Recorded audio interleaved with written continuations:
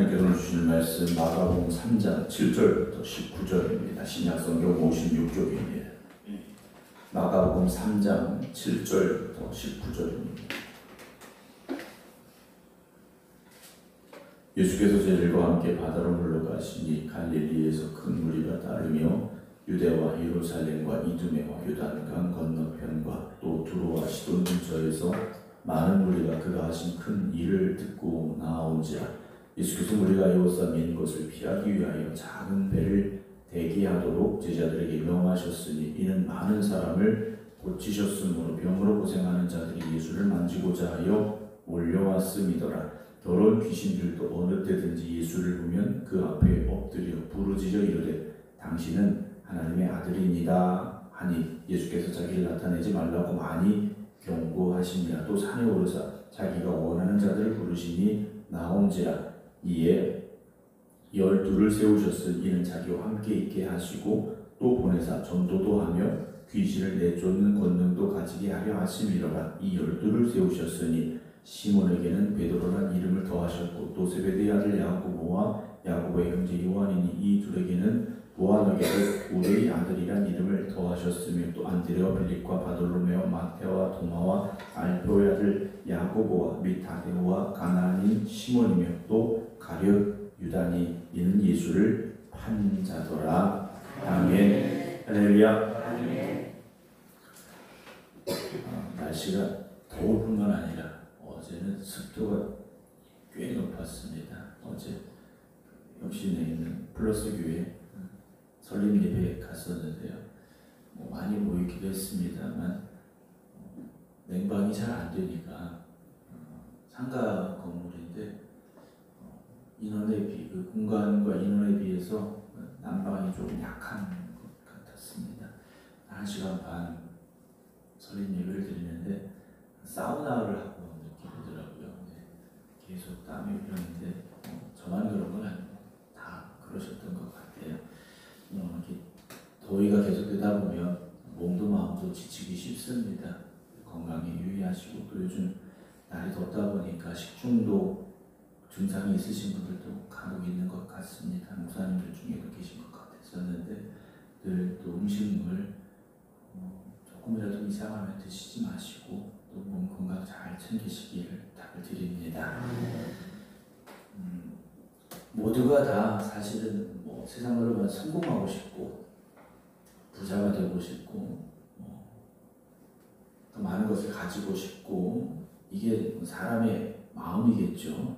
물론 믿음의 사람들도 열심히 노력하고 그래서 부자가 되고 또 성공도 하고 해야 됩니다.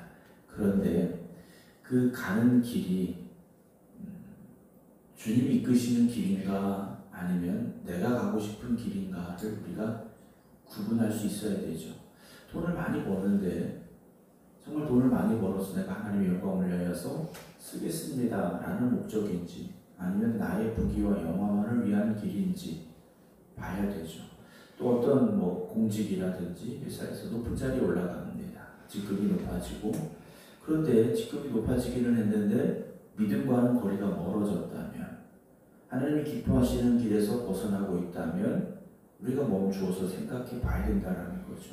내가 가고자 하는 이 길이 내가 원하는 이 상황들이 정말 하나님의 뜻에 합당한 것인지 하나님의 기쁨이 되어지고 있는지 이 중요하신 말씀을 우리가 다시 기억해 보면 나를 따라오려거든 자기를 부인하고 자기 십자가를 지고 나를 따라와라 말씀을 하셨거든요. 예수님은 이 땅에 왜 오셨느냐? 십자가에 달려 죽기 위해 오신 분입니다.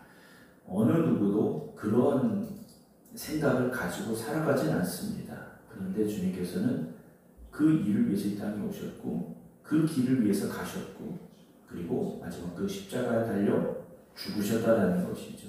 오늘 저와 여러분들이 믿음으로 살아갑니다 라고 고백할 때에는 주님의 이 말씀이 우리의 마음속에 새겨질 수 있기를 주님의 이름으로 축원합니다. 오늘 7절 예수님께서 제자들과 함께 바다로 물러가시니 갈릴리에서 큰 무리가 따랐다라고 되어 있습니다. 예수님께서 제자들과 함께 떠나가고 계셨는데 이 갈릴리 지역에서 큰 무리가 따르며 8절에서는 유대와 예루살렘과 이두메와 요단강 건너편과 또 두로와 시돈 근처에서, 그러니까 이스라엘 전역입니다. 이스라엘 전역에서 많은 무리가 그가 하신 큰 일을 듣고 나왔다라고 되어 있어요. 자, 예수님이 하신 큰 일이 무엇입니까? 병자를 고치신 일이죠. 귀신을 내쫓으신 일입니다. 그 일을 듣고 그 기적의 일들을 듣고 이들이 몰려 나왔다라는 거죠. 그러나 주님께서 병자를 고치러 오셨느냐? 그것이 주님의 가야 할 길은 아니었다라는 거죠. 병이 낫고 귀신이 쫓아가서 그에게 안식을 주시고자 하시는 마음이 없었다라는 것은 아닙니다. 그러나 주님께서 이 땅에 왜 오셨냐? 전도하러 오셨고 천국의 복음을 전하러 오신 분이 었습니까? 하나님 나라를 우리에게 전하기 위해서 오셨고, 그리고 직접 당신이 속죄의 제물이 되기 위해서 오신 분이죠. 그러나 사람들의 관심은 어디에 있었느냐? 병이 낫는 것, 귀신이 쫓겨나가는 것, 현실적인 문제에 아직도 매여 있다라는 겁니다. 사랑하는 성도 여러분, 병자들이 주님 앞에 나오죠. 오늘 9절 보면 예수께서 무리가 에워싸 미는 것을 피하기 위하여 작은 배를 대기하도록 제자들에게 명하셨으니, 예수님께서 사람들이 너무 많이 오니까 배를 타고 갈릴리 바다 안으로 들어가려고 하시는데 10절, 이는 많은 사람을 고치셨으므로 병으로 고생하는 자들이 예수를 어떻게 합니까? 만지고자 하여. 그러니까 이 사람들의 목적이 뭐냐면 예수님을 만지기라도 하면 내 병도 나을 거야. 그러니까 이 사람들의 관심은 오직 병 나음에 있었다라는 거죠. 그러니까 현실적인 문제를 해결하기 위해서 예수님 앞에 나왔다라는 겁니다. 물론 예수님이 이미 많은 병자들을 고치셨고 또 앞으로도 병자들을 고치십니다. 그러나 주님께서 정말 이 땅에 오신 이유에 대해서 이들은 관심이 없었다는 거죠. 그러니까 예수님과 어떤 인격적인 관계 속에서 또 천국의 복음을 증거하시는 그 말씀을 내 심령 안에 사모함으로 받아들이고자 하는 그런 어떤 아무 의미 없는, 그런 것과는 전혀 상관이 없는, 단지 옷자락을 만져서, 손을 만져서 병이 나을 거야, 내 병이 나을 거야, 여기에만 관심이 있었다라는 거죠. 10별을 혈루증 앓는 여인도 사실은 그런 목적이었습니다. 그런데 주님 그 여인을 불러 세우셨습니다. 그리고 주님과의 관계를 이 여인에게 말씀하시지 않습니까? 사랑하는 딸이라. 주님과의 관계 안으로 이 여인을 끌어들이셨다는 거죠. 오늘도 우리가 예수 믿고 병이 나았다. 여러분, 그것으로 끝나서는 안 된다는 거죠. 예수 믿고 삶의 문제가 해결되었다. 예수 믿고 걱정이 떠나갔다. 예수 믿고 인생이 잘 풀렸다. 여러분, 그것만 우리가 바라본다면 병이 낫고자 예수님께 몰려와서 어떻게든 예수님 한번 만져볼까? 이 생각하는 것과 다를 바가 없다는 거죠. 가톨릭 신자들이 다니는 이제 성지나 뭐 이런 데 가보면 뭐 어떤 이렇게 조각상을 만들어 놓지 않습니까? 뭐 돌로도 만들어 놓고 동으로도 만들어 놓고 이러는데, 어느 곳에 가보면 하도 만져서 이게 반질반질하게 다른 곳이 있어요. 뭐 발을 만지면, 뭐 손을 만지면, 뭐 이렇더라 저렇더라. 그런 뭐 전설 아닌 전설 같은 곳에 가보면 얼마나 많이 만졌는지, 또 그걸 만지려고 줄 서서 기다리고 있다는 거죠. 예수님께 나와서 예수님을 만나야 되는데 그냥 만지고 병 낫기를 원했던 마음과 그것이 무엇이 다를까라는 생각을 해봅니다. 오늘도 우리가 이 새벽 주님 앞에 나와서 물론 여러분들 기도하셔서 질병도 치유되시고 인생의 문제도 해결을 받으시고 경제적인 어려움도 해결함을 받아야 되죠. 그러나 그것이 먼저가 아니라 주님과의 만남을 가지시기 바랍니다. 주님이 내 안에 역사하시고 내가 주님 안에 거하는 그런 주님과의 인격적인 만남이 우리에게 있어야 되죠. 단지 예수님이 만져서 병이 나았다. 주님께서는 그런 은혜를 우리에게 주고자 이 땅에 오신 분이 아니시라는 거죠. 11절, 더러운 귀신들도 어느 때든지 예수를 보면 그 앞에 엎드려 부르짖으되 당신은 하나님의 아들입니다. 그래서 귀신들도 예수님이 하나님의 아들인 거 알아요. 아는 것과 예수님과의 직접적인 관계 속에 들어가는 건 다르다라는 거죠. 여러분, 우리가 성경적인 지식을 가지고 성경에 대해서 많이 말할 수 있습니다. 그러나 그것이 하나님의 아들 되신 예수 그리스도의 관계 속에서 무슨 의미가 있겠는가라는 거죠. 주님 만나셔야 되고 주님과 함께하는 믿음의 길을 걸어가시기 바랍니다. 13절 보면요. 또 산에 오르사 자기가 원하는 자들을 부르시니 나온지라 하시면서 12명의 제자들의 이름이 쭉 기록이 되어지게 되는데요. 12명의 제자를 세우신 이유는 무엇이냐? 이는 14절 중간에 이는 자기와 함께 있게 하시고, 가장 먼저 나온 게 뭡니까? 예수님과 함께 있게 하시고, 이건 예수님께서 뭐 외롭거나 심심하거나 뭐 허전해서 야 내 옆에 좀 같이 있어라 이런 의미가 아니죠.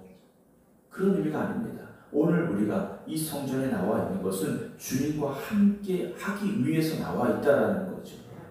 주님의 부르심을 듣고 이들이 나왔는데 주님 말씀하신 첫 번째 그들을 부르신 이유는 나와 같이 있자라고 말씀하신 거죠. 또 보내셨습니다.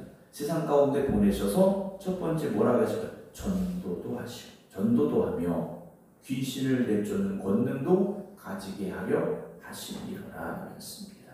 이 12를 세우셨으니 제일 먼저 나오는 이름은 역시 베드로입니다. 그리고 12제자 이름이 쭉 나오면서 맨 마지막 19절 또 가룟 유다니 이는 예수를 판 자더라. 가룟 유다는 예수님을 판 제자라는, 예수님을 판 사람이라는 그 수식어가 계속해서 붙어다니게 된다는 거죠.